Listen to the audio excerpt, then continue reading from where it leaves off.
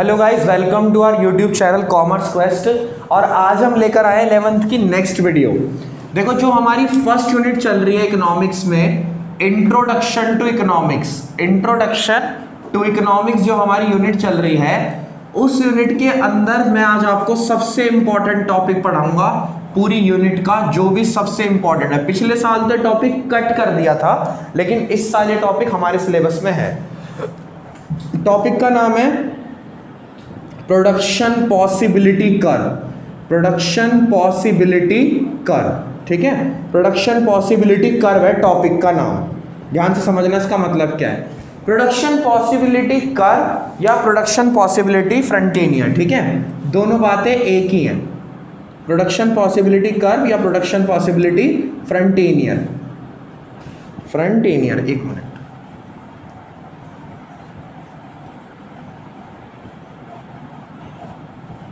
ठीक है, एक बार आप स्पेलिंग चेक कर लेना, मैं देख लूंगा बाद में। प्रोडक्शन पॉसिबिलिटी फ्रंटेनियर, तो प्रोडक्शन पॉसिबिलिटी कर्व बोले या प्रोडक्शन पॉसिबिलिटी फ्रंटेनियर बोले, बात एक ही है। अब है क्या, सुनो। सबसे पहले कॉन्सेप्ट, मीनिंग क्या है इसका। प्रोडक्शन पॉसिबिलिटी कर्व होता क्या है, ध्यान से समझना। मान लो एक हमारे पास देश में 100 रुपीज है, यानी 100 रुपये अवेलेबल है, और दो गुड है, एक गुड है ए और एक गुड है बी। ए का प्राइस है मान लो ₹40 और बी का प्राइस है रुपीस, या ए का प्राइस है ₹20 और बी का प्राइस है ₹20। दोनों का प्राइस 20-20 रुपए का है। हमें क्या करना है, ये दो गुड्स के प्रोड्यूस करना है, मतलब दो गुड्स को प्रोडक्शन करना है इसका। अब दो गुड्स का प्रोडक्शन 100 रुपए के अंदर ही होना है। क्यों? मैंने आपको बताया था रिसोर्सेज जो होते हैं वो हमेशा लिमिटेड रहते हैं, यानी रिसोर्सेज हमेशा कैसे रहते हैं, लिमिटेड रहते हैं, ठीक है ना। तो रिसोर्सेज के लिमिटेड होने की वजह से ध्यान से समझना, अगर मैं इसकी एक यूनिट बनाता हूं, मतलब अगर मैं 100 में से 20 रुपए यहां लगाता हूं, तो 4 मतलब 20, एक यूनिट इसकी प्रोड्यूस करता हूं 20 रुपए में, तो इसकी कितनी कर पाऊंगा, केवल 4। अगर मैं इसकी 4 यूनिट प्रोड्यूस करता हूं तो इसकी केवल कितनी प्रोड्यूस कर पाऊंगा, 1 यूनिट कर पाऊंगा। अगर मान लो मैं इसकी 2 यूनिट करता हूं तो इसकी कितनी यूनिट कर पाऊंगा, 3 कर पाऊंगा। अगर मैं इसकी 3 यूनिट करता हूं तो इसकी 2 कर पाऊंगा, यानी इसकी 3 इसकी 2, यानी ये कॉम्बिनेशन बन रहे हैं ना, XYZ MN ऐसे नाम ले लो। अगर इसकी 0 बनाता हूं तो इसकी 5, और अगर Z, अगर मान कोई और कॉम्बिनेशन ले लो, C ले लो मान लो, और अगर इसकी 5 बनाता हूं तो इसकी 0। इसका मतलब क्या है कि दो गुड्स के कॉम्बिनेशन बन रहे हैं। दो गुड्स के क्या कॉम्बिनेशन बन रहे हैं, दो गुड्स के ये कॉम्बिनेशन बन रहे हैं कि जितने भी हम पैसे हमारे पास अवेलेबल है, जितना भी हमारे पास रिसोर्स अवेलेबल है, उससे हम दो गुड्स के डिफरेंट कॉम्बिनेशन बना सकते हैं। ये जो डिफरेंट कॉम्बिनेशन आए हमारे पास निकल के, यानी पूरे के पूरे रिसोर्सेज यूज करने के बाद दो गुड्स के जो डिफरेंट कॉम्बिनेशन आए हमारे पास, ये जो डिफरेंट कॉम्बिनेशन आए हैं इसको हम एक कर्व के थ्रू शो करेंगे। किसके थ्रू शो करेंगे, एक कर्व के थ्रू शो करेंगे। उस कर्व का नाम क्या होगा, प्रोडक्शन पॉसिबिलिटी कर्व या प्रोडक्शन पॉसिबिलिटी फ्रंटेनियर। इसका मतलब क्या है, पीपीसी कर्व। पीपीसी कर्व मतलब क्या, ये जो मैंने आपको बताया कि कॉम्बिनेशन वाला कर्व, इसकी मैं डेफिनेशन लिख देता हूं। अब एक बार स्क्रीनशॉट क्लिक कर लो इसका, एक बार आप इसका स्क्रीनशॉट क्लिक कर लो। तो देखो, पीपीसी कर्व की डेफिनेशन लिख देते हैं। डेफिनेशन क्या है, देखो मैं आपको बता रहा हूं, ऐसे लिखना है आपको। PPC curve shows various combination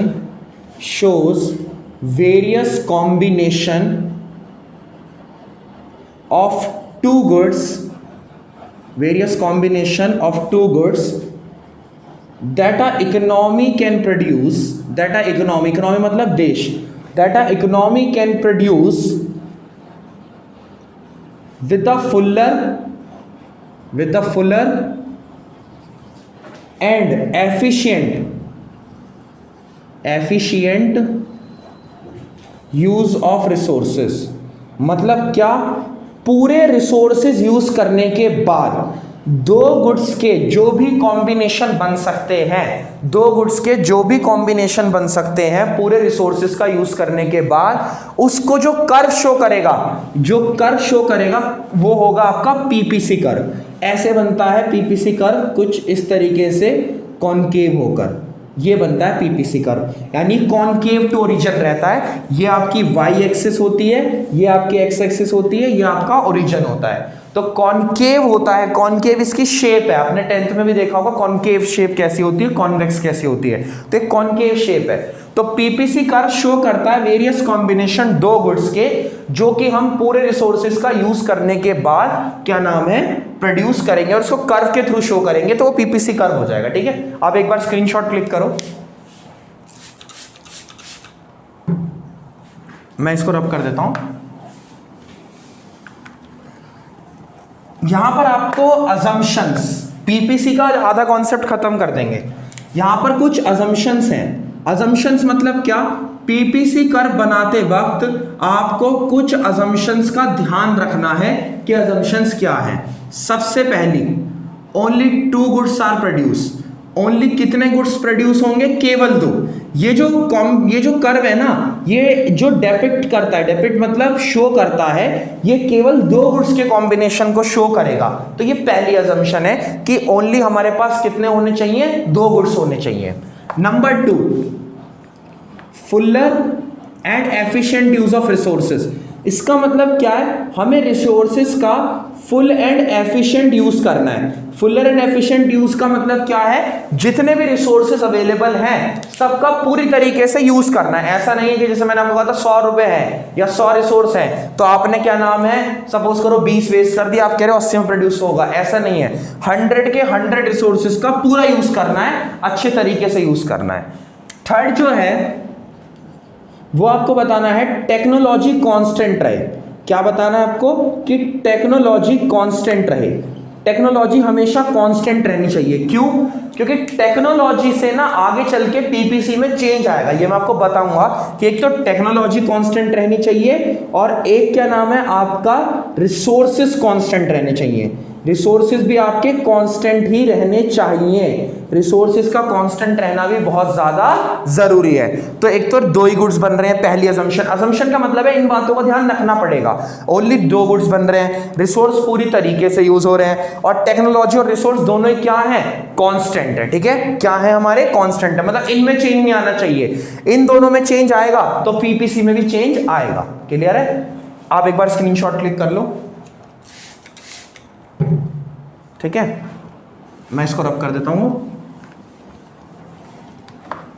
अब सुनो आगे मैं क्या बता रहा हूं। अब जो नेक्स्ट बात आती है यानी कॉन्सेप्ट नंबर 3 आता है, वो बात करते हैं। यहां पर ना पीपीसी के ऊपर आपको कुछ बातें सीखनी है कि पीपीसी में एक कॉन्सेप्ट है एमओसी, मार्जिनल अपॉर्चुनिटी कॉस्ट। वो क्या होता है, अब बात करते हैं एमओसी की। एमओसी होता है मार्जिनल अपॉर्चुनिटी कॉस्ट। एमओसी होता है आपका मार्जिनल अपॉर्चुनिटी कॉस्ट।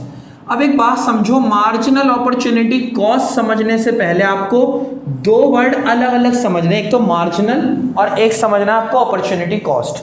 मार्जिनल का मतलब होता है चेंज। मार्जिनल का मतलब क्या होता है, चेंज होता है। मार्जिनल का मतलब होता है change.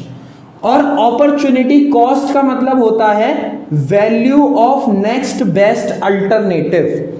Value of next best alternative. अब इसका मतलब क्या है पहले ये समझो।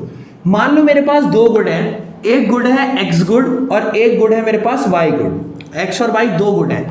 अगर मैं एक्स नहीं बना रहा तो मेरे पास सबसे बेस्ट ऑप्शन कौन सा है, वाई है। जैसे मान लो स्कूल जाने के लिए 2 रास्ते हैं आपके पास, एक रास्ता है एक्स और एक रास्ता वाई। एक्स रास्ता आपको बंद मिला तो आप किस रास्ते से जाओगे, वाई वाले रास्ते से जाओगे। ऐसे ही अगर आप एक्स प्रोड्यूस नहीं करोगे तो कौन सा गुड प्रोड्यूस करोगे, वाई प्रोड्यूस करोगे। तो ये जो value of next best alternative होती है, मतलब एक तो होता है आपका बेस्ट ऑप्शन कि भाई ये बनाना है, अगर ये प्रोड्यूस नहीं कर सकते तो कौन सा करोगे, वाई करोगे। मतलब क्या, आपके पास जो सबसे बेस्ट ऑप्शन होता है सेकंड अवेलेबल, उसे हम बोलते हैं अपॉर्चुनिटी कॉस्ट। और मार्जिनल का मतलब क्या होता है, चेंज। मार्जिनल का मतलब क्या होता है, चेंज।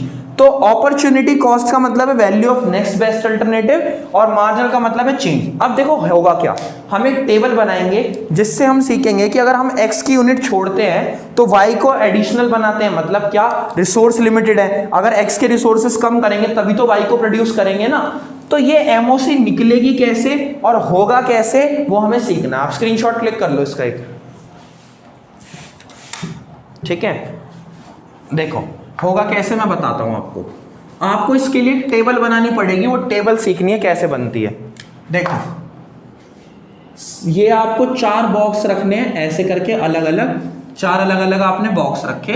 यहां पर पहले में लिखो कॉम्बिनेशन, यहां पर आप पहले में लिखो कॉम्बिनेशन, फिर आप लिखो क्या नाम है यहां पर गुड एक्स, यहां पर लिखो आप गुड वाई, और यहां पर लिखो एमओसी। नाम दो कॉम्बिनेशन को ए बी सी डी और ई, कॉम्बिनेशन बना लो 5। ऐसे ही बनाना टेबल को ताकि आसान लगे। आपने 5 कॉम्बिनेशन बनाए। मान लो पहले आप x की 100 यूनिट बना रहे थे तो y की 1 बना रहे थे। अब बात आती है ऐसा क्यों भाई, किसी काम को करने में लेबर ज्यादा लगती है, सॉरी, किसी काम को करने में लेबर ज्यादा लगती है और किसी और काम को करने में लेबर कम लगती है। मतलब क्या, जैसे मान लो कार है तो एक कार बनाने के लिए एक कार जब हम बनाते हैं तो उसके लिए 100 लेबर की जरूरत पड़ती है किसी और गुड के। फॉर एग्जाम्पल पेन बनाना है तो पेन बनाने के लिए लोग कम चाहिए और कार बनाने के लिए लोग ज्यादा चाहिए, ठीक है ना। तो 100 मान लो x बनता है, तब जाके y कितना बनता है 1। मतलब कि अगर x बनाना है तो उसके लिए 100 लोगों की जरूरत है सेम टाइम पर, और अगर y की 1 यूनिट बनानी है, यानी y की 1 यूनिट बनानी है, तब भी 100 लेबर लगती है। मतलब ज्यादा कंफ्यूज मत हो, ये समझो कि किसी काम को करने के लिए लेबर की जरूरत ज्यादा है, किसी काम को करने की लेबर की जरूरत कम है। अब सुनो, पहले 100 है, फिर इसे रखो 80 रखो, या फिर एक काम करो पहले 90 रखो, 10 कम कर दो। पहले यूनिट में आप इसको 10 कम करना, एक को कम करना और दूसरे को बढ़ाना। इसको 2 रखना, इसकी 1 यूनिट में चेंज लाना, फिर इसको 20 कम कर देना। पहले आपने 10 कम करा, फिर 20 कम करा, अब 30 कम कर दो, 40, ठीक है। और फिर लास्ट में लाके 0 हो जाएगा, खत्म हो जाएगा। यहां पर आप 1 2 3 4 5 रखना, ठीक है ना। यानी आप इसकी एक यूनिट बढ़ाते हो ना, तो इसकी आपको ज्यादा यूनिट छोड़नी पड़ती है। क्यों? क्योंकि किसी काम में लोगों की जरूरत ज्यादा होगी, किसी काम में कम होगी। एक प्रोडक्ट बनाने के लिए लेबर की जरूरत ज्यादा है, दूसरे प्रोडक्ट को बनाने के लिए लेबर की जरूरत कम है। अब एमओसी का फॉर्मूला क्या है? एमओसी का फॉर्मूला रखना delta loss upon delta gain, delta loss upon delta gain. Loss, delta का मतलब होता है चेंज, डेल्टा का मतलब क्या होता है? चेंज। और मैंने आपको एम में भी बताया था कि मार्जिनल का मतलब भी क्या है? चेंज है। अब समझो मेरी बात, जैसे आपने पहली यूनिट पे तो आप बता ही नहीं सकते, पहली यूनिट पे तो आप एमओसी निकाल नहीं सकते, ये बात याद रखना। जो गुड की यूनिट छोड़ रहा है, मतलब जिसको लॉस हो रहा है, उसका चेंज आपको एमओसी में रखना है ऊपर। ये एमओसी का फॉर्मूला है। लॉस किसका हो रहा है? गुड एक्स का हो रहा है, लगातार इसकी यूनिट्स कम हो रही है ना। और जो गेन हो रहा है वो किसका हो रहा है? वाई का हो रहा है, तो इसकी यूनिट नीचे रखना। सुनो कितना चेंज है, पहले पे तो आप बता नहीं सकते, दूसरे पे देखो यहां 10 यूनिट छोड़ी आपने, यहां पर लॉस कितना हुआ? 10। लॉस वाला ऊपर रखना है, इसलिए एक्स का ऊपर आ रहा है। और गेन कितना हो रहा है वाई को? 1 यूनिट का, तो गेन वाला चेंज नीचे कितना हुआ? 1, तो कितना आया? 10, ठीक है बात। फिर 90 से 70, अब की बार कितना लॉस हुआ? 20। अब की बार लॉस कितना हुआ? 20। यहां गेन कितना हुआ? 1, तो 20 अपॉन 1 20 हो गया। यहां लॉस कितना हुआ? 30, तब यहां पर गेन कितना हो रहा है? 1, ठीक है, तो 30 आ गया। यहां पर लॉस कितना हुआ? 0 ही हो गया ना अब की बार, तो लॉस 40 का है, क्योंकि 40 से 0 पे आ गया ना। और यहां पर कितना फायदा हुआ? 1, तो यहां 40 आ जाएगा। तो इस तरीके से आपको एक एमओसी की टेबल बनानी पड़ेगी, जो एमओसी की टेबल ना हमें बताएगी कि क्या नाम है, आगे चल के फीचर्स में काम आएगी। तो आप हमेशा यही एग्जांपल लेना, ऐसा क्यों कोई लॉजिक है, फिक्स है? नहीं, इस एग्जाम्पल को लेने से ना बहुत अच्छे समझा सकते हो कि एमओसी बढ़ती क्यों है। आगे चल के यूज आएगा कि कॉन्केव इसलिए होता है क्योंकि एमओसी बढ़ती है, तो आपको एमओसी बढ़ते हुए दिखानी है। नेचुरल शेप है पीपीसी की, इसलिए आपको बताना है कि एमओसी जो है ना वो बढ़ रही है, तभी पीपीसी कॉन्केव है। तो ये जो गुड एक्स में आप लॉस दिखा रहे हैं, बहुत बढ़िया एग्जाम्पल है। क्यों? पहले आप 10 यूनिट छोड़ रहे हो, फिर 20, फिर 30, फिर 40, और इसकी एक यूनिट आप बढ़ा रहे हो। क्यों? किसी काम में लोगों को जरूरत ज्यादा है एक प्रोडक्ट बनाने के लिए, और किसी काम में लोगों की जरूरत कम है। तो अगर हम इसकी 10 यूनिट कम करते हैं तब जाके इसकी 1 यूनिट बढ़ती है, फिर हम इसकी 20 कम करते हैं तब इसकी 1 यूनिट बढ़ती है। क्योंकि कभी कभी क्या, हमेशा तो रूल है कि रिसोर्स हमारे पास लिमिटेड रहेंगे, और अगर हमें एक गुड को इंक्रीज करना है तो दूसरे को कम करना पड़ेगा, और दूसरे की यूनिट आपको ज्यादा कम करनी पड़ेगी। क्यों? क्योंकि हो सकता है ना कि गुड वाई को बनाने में लेबर की जरूरत ज्यादा है। ठीक है, आप स्क्रीनशॉट लो।